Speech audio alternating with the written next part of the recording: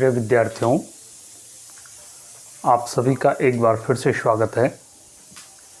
आइए अब हम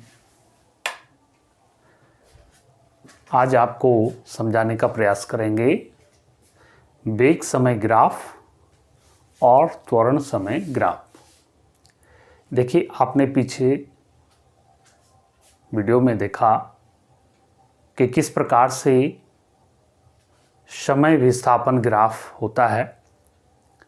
समय के हिसाब से जब कोई वस्तु गतिशील अवस्था में होती है तो उसके विस्थापन में या उसकी दूरी में किस प्रकार से परिवर्तन होता है, कैसे वस्तु गति कर रही है, एक समान गति कर रही है या अनियमित आकार से वस्तु गति कर रही है, तो वो हमने पिछली वीडियो में आपको समझाने का प्रयास किया। या कौन वस्तु अधिक गतिमान स्थिति में है, तो दो या दो से अधिक गतिशील वस्तुओं की गति का कंपैरेटिव स्टडी हम कैसे करते हैं, तो ये हम पिछले वीडियो में आपको बता चुके हैं। आज हम ये समझेंगे कि वेग समय ग्राफ क्या होता है। अगर कोई वस्तु गतिशील अवस्था में है तो उसके वेग और समय के हिसाब से अगर हम ग्राफ खींचें तो उसमें किस प्रकार से परिवर्तन होता है, आज मैं आपको ये समझाने का प्रयास करता हूँ। देखिए, इसके लिए कि एक्स अक्ष पर समय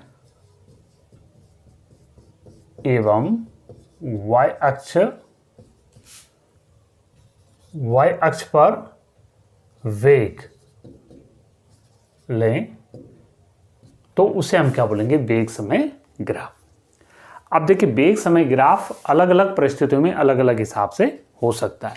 जैसे पहले आप देख रहे होंगे, अगर हमारे पास ये समय अक्ष हो गया t, यानी x अक्ष हो गया, ये इसको t बोल रहा हूं, और ये है वेग, यानी ये y अक्ष में हम क्या कर रहे हैं, वेग को नाप रहे हैं, v को।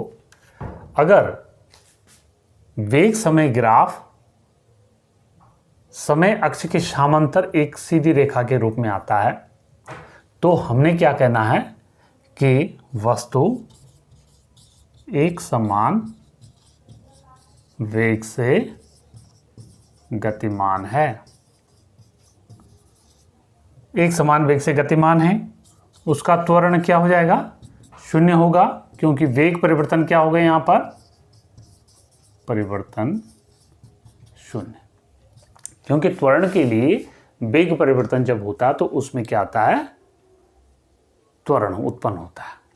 तो यहां पर वेग क्या है, समान है, तो वेग परिवर्तन जो है शून्य हो जाएगा,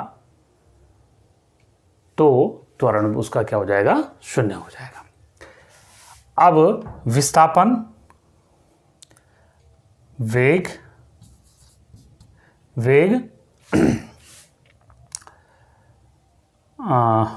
या यूं भी कह सकते हैं, वस्तु द्वारा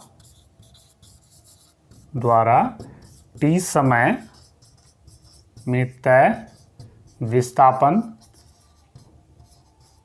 जैसे मान लीजिए ये यहाँ पर ये स्थिति t है, तो ये जो घिरा हुआ जो क्षेत्रफल होगा, यानी वेग अक्ष से नीचे जो घिरा हुआ क्षेत्रफल है, ओ ए बी सी, यानी ओ ए बी सी का क्षेत्रफल हो जाएगा। ठीक हो गया। एक प्रकार से ये होगा। दूसरे प्रकार से अगर ये है, दूसरा आता है कि अगर वस्तु का ग्राफ ऐसा कुछ आता है, ये एक्स अक्ष हो गई जहां हम टी को नाप रहे हैं, ये वाई अक्ष हो गई जहां हम जो है वेग को नाप रहे हैं, भी को नाप रहे हैं ऊपर की साइड को। अगर ग्राफ ऐसा आता है, एक सीधी रेखा में आता है, ये मान लीजिए ओ ए है, ठीक है, तो हमने क्या कहना है कि वस्तु एक ये भी कह सकते हैं, वस्तु एक परिवर्ती वस्तु के वेग में एक समय के हिसाब से निरंतर परिवर्तन हो रहा है। वस्तु के वेग में समय के अनुसार परिवर्तन हो रहा है। ठीक है, माने समय के अनुसार नियमित परिवर्तन, ऐसे भी आप इसको कर सकते हैं, नियमित परिवर्तन हो रहा है। और OA का जो ढाल होगा यहाँ पर, जैसे हम दो बिंदु इसमें मान लें, जैसे एक ये P हो गया, एक ये Q हो गया, तो इसका जो ढाल होगा ये, जिसको मैं PQ, ये R हो गया, तो PR अपॉन QR, ये क्या हो जाएगा, माने ये जो है हमारा क्या हो जाएगा, ये त्वरण हो जाएगा। माने यहाँ पर वेग समय ग्राफ में जो ढाल होगा ग्राफ का, वो क्या हो जाएगा, उसका त्वरण हो जाएगा। ये आपने समझना है। ठीक है। अच्छा, अगर हम बस बोलें कि भाई वस्तु द्वारा तय दूरी t समय, एक तो ये हो गया, दूसरा t समय में तय दूरी अगर निकालनी है ना, t समय में अगर हमने दूरी निकालनी है तो दूरी के लिए क्या हो जाएगा, त्रिभुज PRQ का क्षेत्रफल, माने इसका क्या हो जाएगा, क्षेत्रफल आ जाएगा। तब जा करके हम क्या निकाल सकते हैं, t समय में तय दूरी निकाल सकते हैं। अच्छा, एक और यहाँ पर अगर वस्तु जो है पूर्व में जो है गतिशील अवस्था में है, कुछ वेग से गतिशील अवस्था में है, तीसरे प्रकार का जो ग्राफ आता है कुछ ऐसा भी हो सकता है कि पहले ही वस्तु जो है कुछ गतिशील अवस्था में है, ये O, ये T हो गया, ये वेग V हो गया, x अक्ष, ये y अक्ष, और ये u वेग है, यानी वस्तु का जो शुरू में वेग था u वेग था, लेकिन u वेग के बाद जैसे उसका वेग u हो जाता है तो उसके वेग में निरंतर एक प्रकार से समय के अनुसार जो है परिवर्तन होने लग जाता है। तो ऐसी स्थिति में उसका ग्राफ क्या हो जाएगा, इस हिसाब से होगा। ठीक है, तो हम क्या कह सकते हैं, उसका जो वेग हो गया ये हो जाएगा, तो इसका भी उसी हिसाब से हम ढाल निकाल सकते हैं। और जो ढाल होगा यहाँ पर, इस वक्र का जो ढाल होगा, इस ग्राफ का जो ढाल होगा, ये जैसे मैं बोलूँ P, ये Q, ये R है, ये जो ढाल होगा ये इसका क्या हो जाएगा, त्वरण हो जाएगा। ठीक है, तो ऐसे हम इसको समझ सकते हैं। अगर वस्तु क्या कर रही है, तीसरा आता है कि अगर वस्तु एक परिवर्ती वेग से जो है गति कर रही है, क्या कर रही है, चौथा, यदि वस्तु परिवर्ती वेग से गति कर रही है, माने वस्तु का जो वेग है वेरिएबल है, माने समय के अनुसार जो है उसमें निरंतर परिवर्तन हो रहा, एक नियत परिवर्तन नहीं हो रहा बल्कि एक अनियमित परिवर्तन भी कह सकते हैं। तो उसका जो ग्राफ है वो कुछ इस हिसाब से आएगा। ये समय अक्ष हो गए, एक्स अक्ष, ये वाई अक्ष हो गए। एक्स अक्ष पर हम समय को नाप रहे हैं, इधर वेग को नाप रहे हैं, तो उसका वक्र कुछ ऐसा आ जाएगा। ठीक है, अब क्योंकि इसमें अनियमित आकार से जो है परिवर्तन हो रहा, इसके वेग में नियमित परिवर्तन नहीं हो रहा, परिवर्ती वेग से गतिमान वस्तु,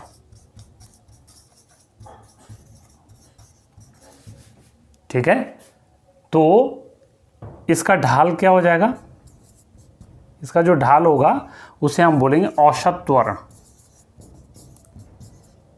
माने यहां पर क्या हो जाएगा, औसत त्वरण, क्योंकि बिंदु बिंदु पर उसका वेग जो है अलग अलग होगा, तो इस हिसाब से हम फिक्स नहीं कर सकते कि भाई इसमें जो है कितना त्वरण है। तो हम क्या करेंगे, उसका एवरेज त्वरण लेंगे। जैसे मान लीजिए हमने इस पर कोई भी दो पॉइंट मान ली, जैसे एक P मान लिया और एक क्या मान लिया, Q मान लिया, तो इस P और Q का जो मान होगा पॉइंट पॉइंट पर चेंज होगा। तो हम क्या कर रहे हैं, इसको एवरेज लेंगे, इसका औसत रूप में इसका लेंगे। तो पी क्यू का जो ढाल होगा वो क्या हो जाएगा, P R upon Q R, ये क्या हो जाएगा, औसत त्वरण हो जाएगा। तो ये आपका था वेग समय ग्राफ। दूसरा आता है, इसमें एक चीज़ और आपने समझनी है, इसका संकलित रूप में ऐसे भी कह सकता हूं कि अगर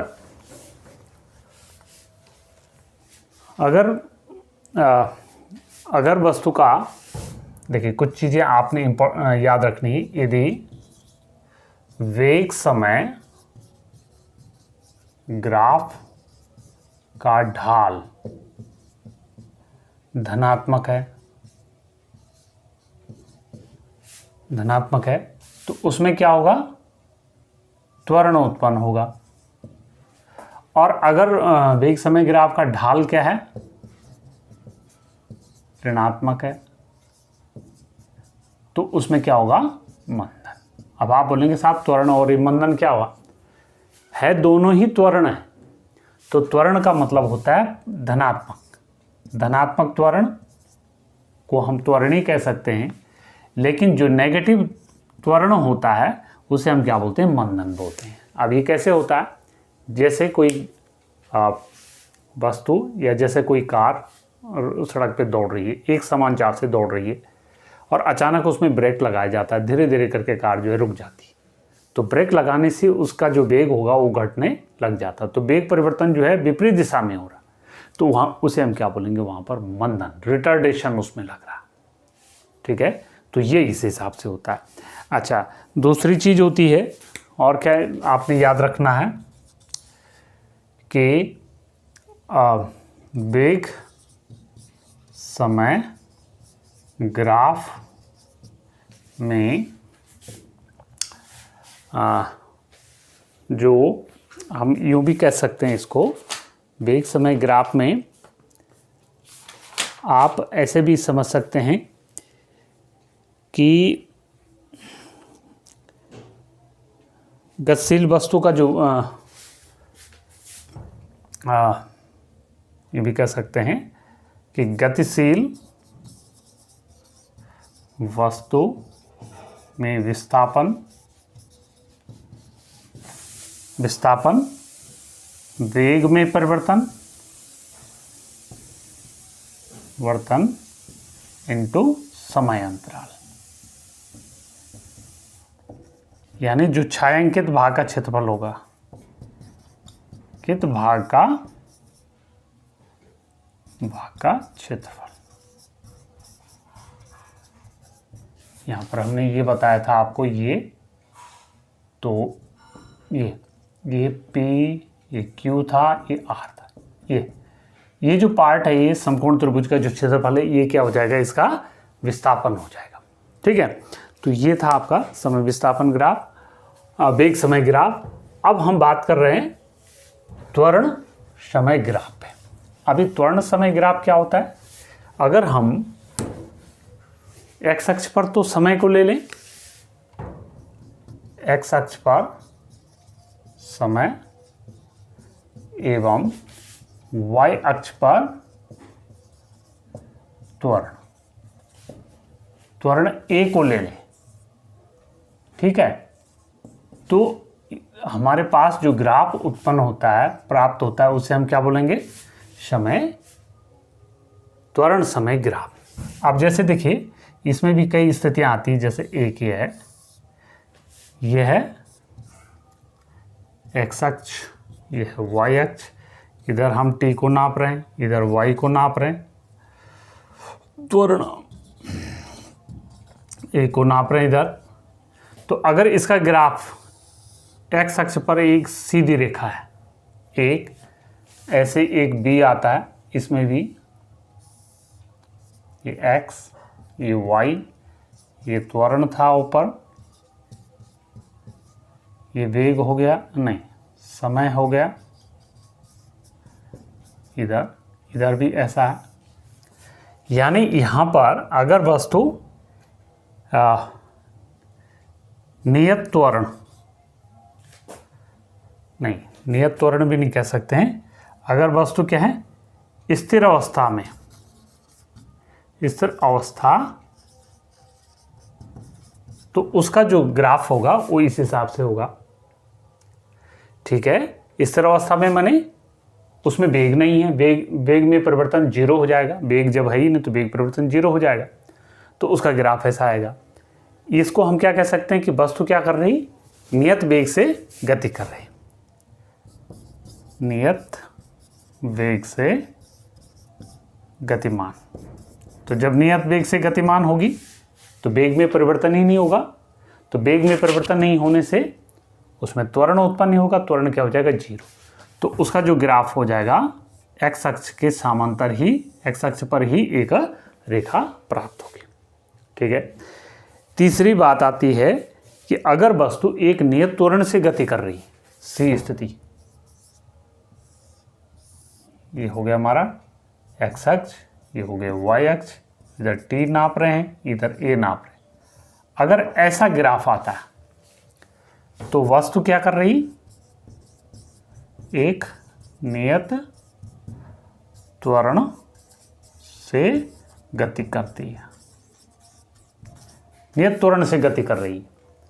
ठीक है, और ये जो घिरा हुआ जो ये क्षेत्रफल होगा, ये ओ ए बी सी, ठीक है, त्वरण अक्ष से घिरा हुआ जो क्षेत्रफल होगा, ओ ए बी सी का जो क्षेत्रफल होगा यहाँ पर, ये क्या प्रदर्शित करेगा, क्योंकि देखिए त्वरण में परिवर्तन गुणा गए समांतराल, तो समांतराल ये क्या हो जाएगा, वेग, वस्तु का वेग प्रदर्शित करेगा। तो इस प्रकार से ये थे आपके विभिन्न प्रकार के ग्राफ, समय विस्थापन ग्राफ, वेग समय ग्राफ और त्वरण समय ग्राफ। तो मुझे लगता है कि आप इसको समझ गए होंगे। चलिए फिर मिलते हैं आगे नई वीडियो के साथ, तब तक के लिए आप सभी का धन्यवाद।